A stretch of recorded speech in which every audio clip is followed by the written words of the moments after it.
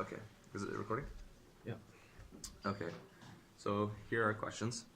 So list several ways in which your life might be different if the gravitational attraction of the Earth was greater or less than it is today. So what do you guys think? What would be the difference? Body constructions. Yeah. Yeah. Bone construction especially. Stuff like that. Be like harder or like easier to jump? Yeah, so if like the gravitational attraction was less, then we could jump probably higher and like we would be have less pressure on our bodies going down towards the earth. But if it was a stronger gravitational attraction, then we would have a harder time jumping or walking or doing simple things that we can do now. Our weight proportions would probably be different. Yeah, we would definitely be a lot wider, like just physique wise. So then question number 2. Use the information in this section to explain why the Earth's interior will eventually cool and become solid like the interior of the moon. So the reason why the interior of the Earth cools is because of vectors and because of how once it gets warm enough, the core will reach the mantle point and then it will begin to cool and then seep back to the bottom and then it will just continue to cycle. And because there's no heat being produced, it's just a constant heat that was left over years and years, well, millions of years. Eventually, it'll slow down like a fire without adding any wood. So maybe it's gonna cold as the moon. Like, It could cool, yeah, it could definitely cool down. Because if it there's would, no heat at all. yeah, because the sun's not strong enough to be able to keep the planet warm. Majority of our heat comes from the Earth itself. You agree with that? Mm-hmm. Yeah. All right. So in question 2b, suggest what general effects a cold, solid interior might have on the surface of the Earth. So like we were talking about, like Yeah. the surface of the Earth would be a lot cooler. We would have a lot more snow and negative degrees. Summers might be very slim. We would still have the sun, and there would still be heat from the sun and on the surface. But the fact that most of our heat comes from the bottom of the Earth, it would limit our things that we're able to do. Yeah, we wouldn't have as much. Yeah. Yeah. Okay. Do you agree with that? Yep. Okay. And maybe some planets gonna be affected. Yeah, that's possible. Yeah. Maybe the root got cold. I don't think it's deep enough, but maybe some animals underground gonna be Yeah. That's true. Okay, so scale number 3. It's 12 graph, right? yeah, so for number 3, A and B, that'll be on the EduBlog. Yeah. So we'll just go straight to number 4.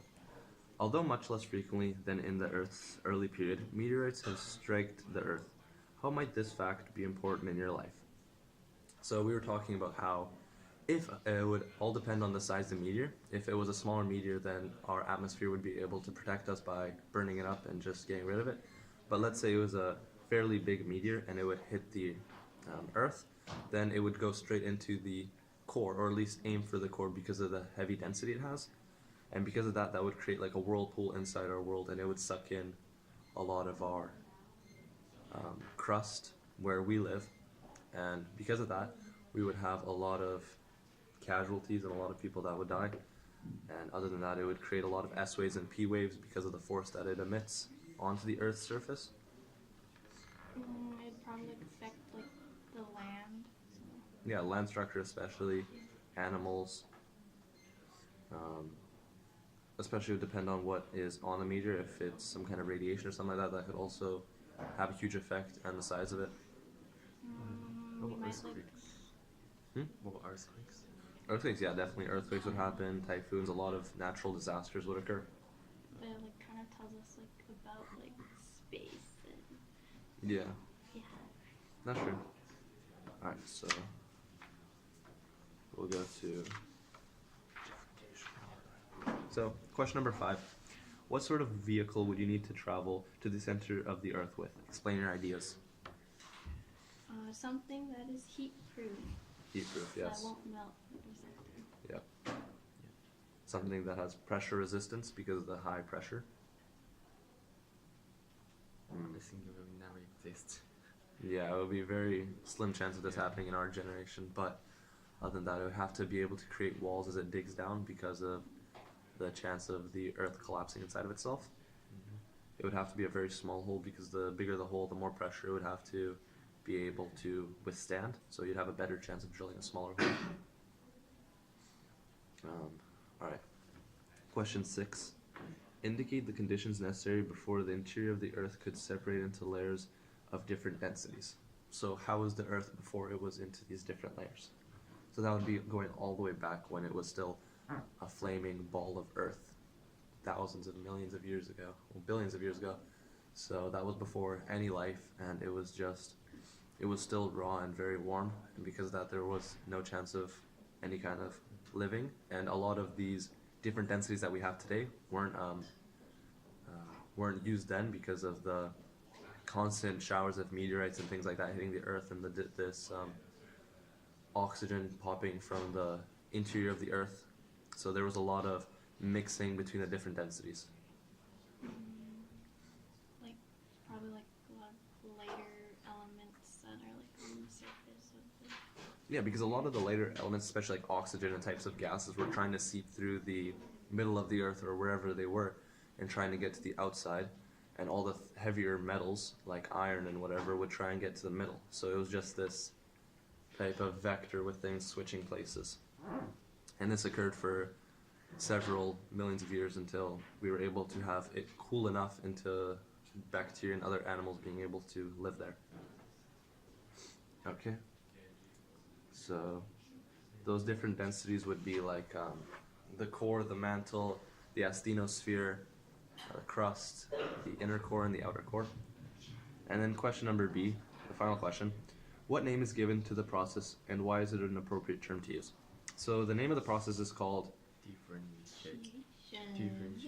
differentiation, and I think it's a very well-chosen word for what its term is for, because it's able just to do exactly as it says. It's able to differentiate the different types of metals and densities and different types of materials that there is in our Earth, and it was able to separate them naturally without any man-made. Obviously there's no man then, but it was all a natural type of separation that happened over time. Even though it was a slow period, it was still able to naturally occur. Okay, so then number C, based on the information given in figure 4.2, indicate which elements were most likely used to contribute to the formation of the core, and which ones would make up the bulk of the mantle and crust. So, for the core, inner and outer core, that was mainly denser materials like iron and nickel and cobalt. Sulfur. Yes, and sulfur. Was it sulfur? Yep. Okay, and sulfur. And then the much lighter things like oxygen and magnesium would all be in the crust or higher layers, just because of their atomic mass and how much they would have transferred from the differentiation. So yeah, that's it. Yep. All right. Good.